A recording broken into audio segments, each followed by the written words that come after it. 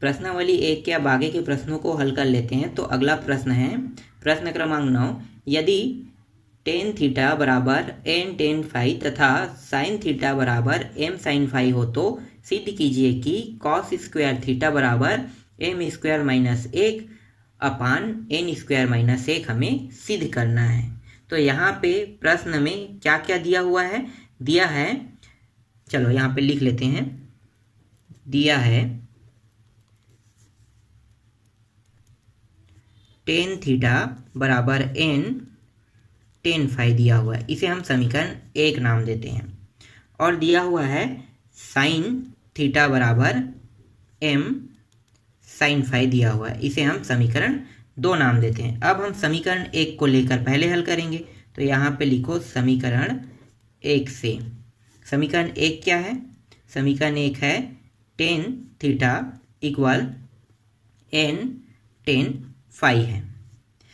अब हम क्या करेंगे, अब हम ये जो टेन फाई है ना, इसको अकेले करेंगे और एन को इस साइड ले आएंगे। तो इस साइड आएगा तो टेन कहाँ पे आएगा? नीचे में आएगा, भाग के रूप में। तो टेन थीटा को ये भाग कर रहा है एन, और यहाँ पे बचा क्या? यहाँ पे बचा टेन फाई बस बचा है। अब ये जो एन है ना, इसको हम ऊपर ले जाते हैं और ऊपर के मान को नीचे ले आते हैं। तो ये प्रक्रिया दोनों साइड में होगा। तो यहाँ पे एन ऊपर गया और ऊपर से टेन जो है वो नीचे आ गया। इसी तरह से एक ऊपर गया और यहाँ पे टेन जो टेन फाई है वो नीचे आ गया। तो देखो दोनों में प्रक्रिया हुआ। तो दोनों में जब भी हम इस तरह से प्रश्नों को हल करते हैं तो दोनों में, जैसे left hand side right hand side, दो साइड है तो दोनों साइड में सेम प्रक्रिया होगा। ठीक है, चलो आगे हल करते हैं हम। अब यहाँ पे देखो ये जो 1/10 है, ये कोई सूत्र बन रहा है? बिल्कुल बन रहा है। कौन सा सूत्र? तो चलो यहाँ पे बनाते हैं। एन टेन थीटा इक्वल ये होता है कॉट फाई होगा। तो यहाँ पे लिख लो, चूंकि 1/10 थीटा बराबर होता है कॉट थीटा होता है। तो यही सूत्र से ये सूत्र बना है। ठीक, समझ में आ गई यहाँ तक? ठीक, इसको हम दे देते हैं समीकरण 3 नाम दे देते हैं। चलो आगे अब हम लोग समीकरण 2 को लेकर हल करते हैं। तो समीकरण 2 से, समीकरण 2 क्या है? Sine theta equal m sine phi है। यहाँ भी वैसे ही करेंगे। एम को इस साइड ले आते हैं तो कहाँ पे आएगा? नीचे में। और यहाँ पे बचेगा क्या? Sine phi. अब ये जो एम है उसको ऊपर, वो ऊपर के मान को नीचे ले आते हैं। तो ये हो जाएगा एम ऊपर गया और साइन थीटा नीचे आ गया। यहाँ पे कुछ नहीं, मतलब 1 है। तो यहाँ पे 1 ऊपर जाएगा और नीचे क्या आएगा? साइन फाई आ जाएगा। यहाँ भी सूत्र लग रहा है। तो 1/साइन थीटा इक्वल, इसका मतलब क्या होता है? कोसेक थीटा होता है। तो हम लगा देते हैं इसके स्थान पे। तो यहाँ पे आ गया एम साइन थीटा इक्वल ये हो गया कोसेक फाई हो गया। इसको हम समीकरण 4 देते हैं। अब यहाँ पे समीकरण 4 और 3 को वर्ग करके घटाने पर वर्ग करते हैं। तो समीकरण 4 क्या है? वर्ग करेंगे तो ये पूरा मान वर्ग हो जाएगा। तो लेफ्ट हैंड साइड को लेफ्ट हैंड साइड से घटाएंगे और राइट हैंड साइड को राइट हैंड साइड। तो समीकरण 4 का लेफ्ट हैंड साइड क्या है? ये है। और वर्ग करना है तो पहले वर्ग करते हैं। तो ये वर्ग हो गया और यहाँ पे साइन स्क्वायर थीटा, ये भी वर्ग हो गया। ठीक है, इसका लेफ्ट हैंड साइड देखो तो यहाँ पे n/10 थीटा है, इसको भी वर्ग कर देंगे और घटाना है तो घटा दो। और ये हो गया n स्क्वायर 10 स्क्वायर थीटा बराबर, इसी तरह से वर्ग हम राइट हैंड साइड को भी करेंगे। तो ये हो जाएगा कोसेक स्क्वायर फाई, माइनस घटाएंगे तो यहाँ पे कॉट स्क्वायर फाई हो जाएगा। तो देखो दोनों को हमने वर्ग कर दिया और घटा दिया। अब यहाँ पे ध्यान दो, ये वाला जो है ना, इसका मान 1 होता है। कैसे होगा? और यहाँ पे है, मैं इसको बता रहा हूँ थोड़ी देर बाद में, पहले इसको हल कर लेते हैं। तो ये हो गया M square minus N square. और देखो नीचे के दोनों मान क्या है? बराबर नहीं है यहाँ पे। चलो पहले लिख लो, साइन स्क्वायर थीटा है और ये 10 स्क्वायर थीटा है। ठीक है, अब इसका मान 1 कैसे आया? तो देखो 1 प्लस कॉट स्क्वायर थीटा का सूत्र में क्या होता है, सूत्र में होता है कोसेक स्क्वायर थीटा होता है सूत्र में। अगर मैं इस कॉट को उस पार ले जाता हूँ तो यहाँ पे बचेगा क्या, सिर्फ एक बचेगा और यहाँ पे बचेगा कोसेक स्क्वायर थीटा और ये इस साइड आके क्या हो जाएगा माइनस कॉट स्क्वायर थीटा हो जाएगा। तो देखो यहाँ पे आ गया, सूत्र उपयोग हुआ। तो cot square theta minus cosec square theta minus cot square theta बराबर कितना है 1, तो इसीलिए यहाँ पे 1 आ गया। चलो आगे अब और हल कर लेते हैं।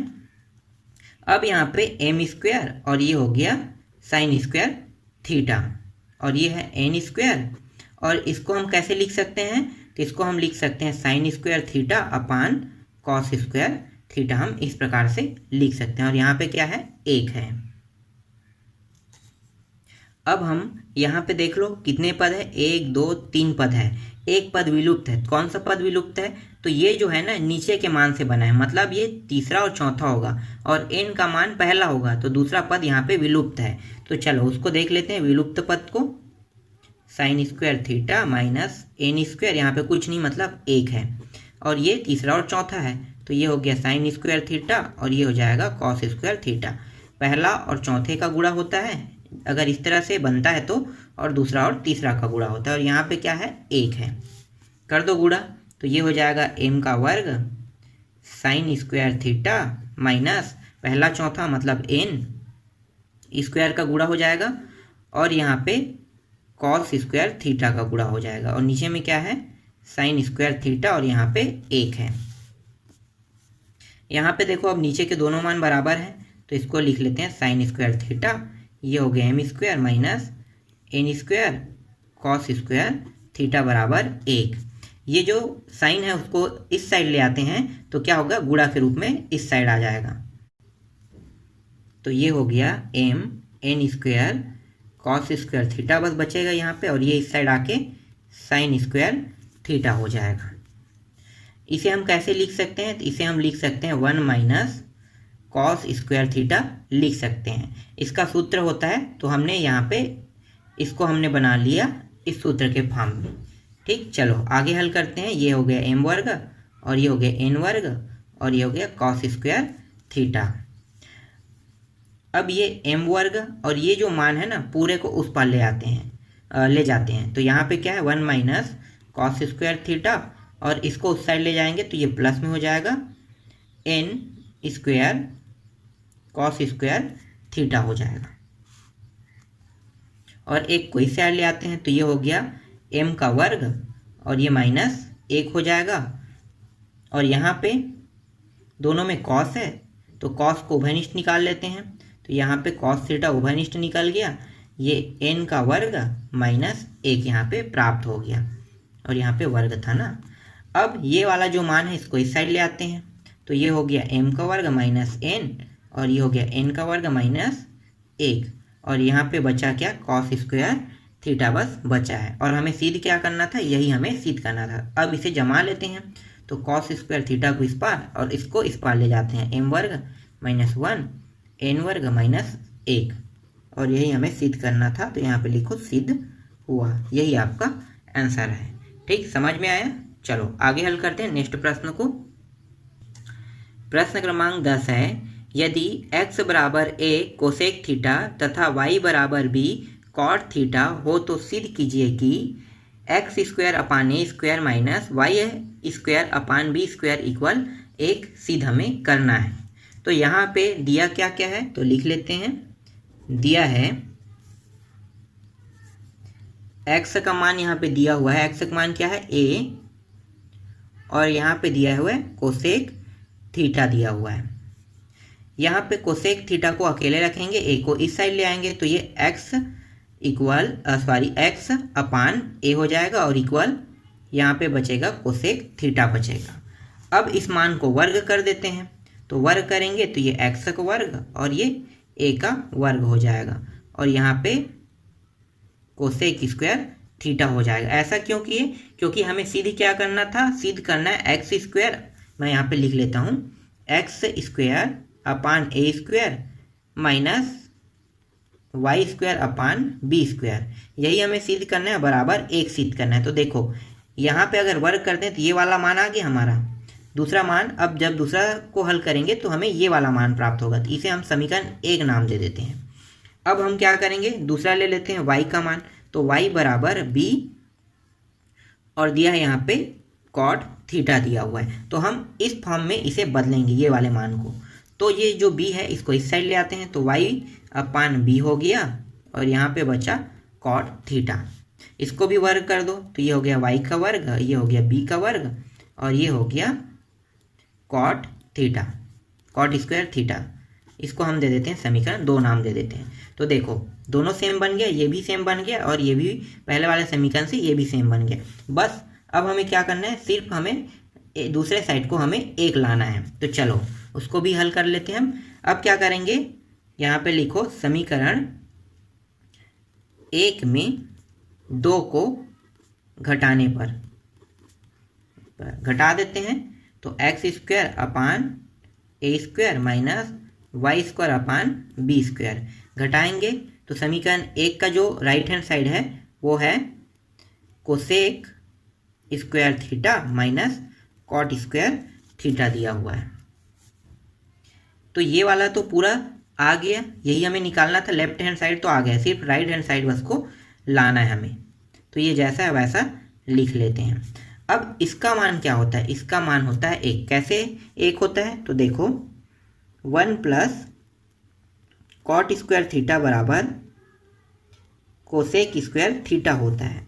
अगर मैं कॉट को इस पार ले जाऊं तो यहाँ पे बचेगा सिर्फ 1 और यहाँ पे रहेगा cosec square theta minus cot square theta. तो देखो यही मान लिखा हुआ है यहाँ पे और इसका मान हमने क्या रखा है 1। तो देखो आ गया, तो यही हमें सिद्ध करना था। तो यहाँ पे लिखो सिद्ध हुआ। ठीक, समझ में आ रहा है? आपको सूत्र याद होने चाहिए तभी ये बनेगा। अगर आपको सूत्र याद नहीं होगा तो आप बीच में भूल जाओगे। ठीक है, तो चलो आगे बढ़ते हैं अंतिम प्रश्न की ओर। अब प्रश्न क्रमांक 11 है, यदि x का मान जो है वो r sin a cos c और y का मान है r sin a cos c और z का मान है r cos a हो, तो सिद्ध कीजिए कि r square equal X square plus Y square plus Z square हमें सिद्ध करना है। ठीक, समझ में आ रहा है? सिद्ध क्या करना है, तो मैं यहाँ पे लिख लेता हूँ जो सिद्ध करना है उसे, r square X square Y square और जेड स्क्वायर। ठीक है, इसका जो मान है वो r स्क्वायर सिद्ध हमें करना है। तो हमारे पास जो दिया है उसको लिख लेते हैं। दिया है, सिद्ध करने वाला प्रश्न बहुत ही आसान होता है, इसे बहुत ही आसानी से आप हल कर सकते हैं। तो दिया क्या है, x का मान दिया हुआ है, x का मान है r sin a और दिया हुआ है cos c दिया हुआ है। इसी तरह से y का मान, इसे हम समीकरण 1 नाम देते हैं और इसी तरह से y का मान दिया हुआ है r sin a और दिया हुआ है यहाँ पे sin c दिया है, इसको हम दूसरा समीकरण दे देते हैं। और z का मान क्या दिया हुआ है, z का मान दिया हुआ है r cos a दिया हुआ है, इसको हम समीकरण 3 दे देते हैं। अब देखो सिद्ध करने वाला कैसे आसान है, तो यहाँ पे देखो ये x का वर्ग है, y का वर्ग है, z का वर्ग है, इसको वर्ग करेंगे तो ये सभी वर्ग वर्ग में प्राप्त हो जाएगा, x का वर्ग, y का वर्ग, z वर्ग। उसके बाद क्या करेंगे, उसके बाद यहाँ पे तीनों को जोड़ देंगे, देखो प्लस है मतलब जोड़ देंगे। तो सिद्ध करने वाला जब भी प्रश्न हम बनाते हैं तो हमारे पास आंसर रहता है, बस हम उसके आंसर जैसा हमें लाना होता है मान को। तो ये बहुत ही आसान होता है सिद्ध करने वाला प्रश्न। चलो इसको हल करते हैं। तो क्या करेंगे, समीकरण 1, 2 और 3 को वर्ग करके जोड़ेंगे। जोड़ने पर तो वर्ग कर दो पहले, तो वर्ग करेंगे तो ये लेफ्ट हैंड साइड के साथ वर्ग वर्ग होके जुड़ेगा। तो ये x का वर्ग, ये हो जाएगा y का वर्ग और ये हो गया z का वर्ग, और जोड़ना था तीनों को हमने जोड़ दिया। इसी तरह से इसको भी वर्ग करेंगे तो ये हो जाएगा r का वर्ग, ये साइन का वर्ग a और ये हो जाएगा कॉस का वर्ग c। फिर दूसरे को जोड़ना है तो ये भी जोड़ देते हैं और वर्ग भी करना है हमें, तो वर्ग करते हैं r का वर्ग साइन स्क्वायर, ये a हो गया और ये हो गया साइन का वर्ग c हो गया। इसके बाद इसको भी वर्ग करेंगे तो ये r का वर्ग और ये कॉस स्क्वायर a हो गया। सभी जुड़ गए। चलो आगे हल करते हैं। तो ये वाला मान तो हमें प्राप्त हो गया, ठीक है। बस हमें इस वाले मान में सिर्फ आर स्क्वायर हमें सिद्ध करना है। तो चलो देखते हैं आर स्क्वायर आ रहा है कि नहीं आ रहा है। तो यहाँ पे देखो पहला और दूसरा इन दोनों को लेकर हल करते हैं। तो इन दोनों में कॉमन राशि क्या है, तो यहाँ पे आर है, यहाँ भी आर है, यहाँ पे साइन स्क्वायर है, यहाँ भी साइन स्क्वायर है, दोनों है। तो दोनों उभयनिष्ठ निकल जाएगा। तो ये उभयनिष्ठ निकाल देते हैं, साइन स्क्वायर ए को भी। बचा क्या, यहाँ पे बचा है कॉस स्क्वायर सी और यहाँ पे बचा है प्लस साइन स्क्वायर सी, बस बचा है। और दूसरे साइड यहाँ पे क्या बचा है, इसको मैं नीचे में लिख लेता हूँ, plus r square cos square a बचा है। और इसका मान कितना होता है, इसका मान होता है 1 होता है।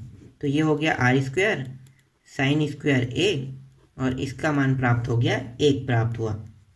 और ये हो गया आर स्क्वायर और ये हो गया कॉस स्क्वायर ए।